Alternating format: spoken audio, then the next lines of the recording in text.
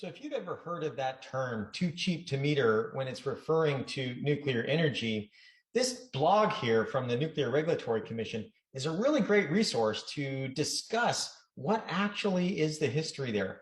And it's rather surprising when you look into it. It turns out when you look at this, it was a former chairman of the Atomic Energy Commission. Now, they were the organization that eventually became the Department of Energy.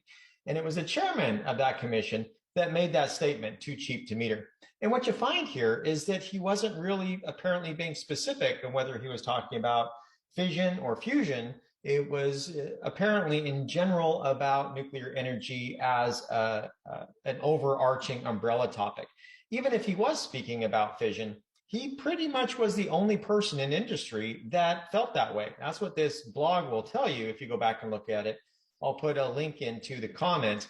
But the point is that if we did have a nuclear energy industry that had no safety requirements, then you could start to get to the point where it'd be difficult to meter it because it would get that cheap. But because we all believe in safety and we have such critical and fundamentally essential safety features, it just isn't going to ever be that cheap. But I thought that this was really interesting in that one quote has largely plagued the nuclear industry because critics of nuclear energy say, well, this is what you promised, when that's what this gentleman implied would happen.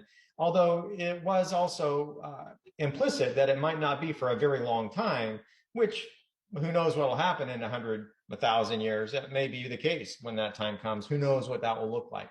Anyway, I just thought it was really interesting and felt I would share. There's a great blog on the history of that phrase, too cheap to meter. So if you like it, great. Otherwise, let me know. Thanks. Bye.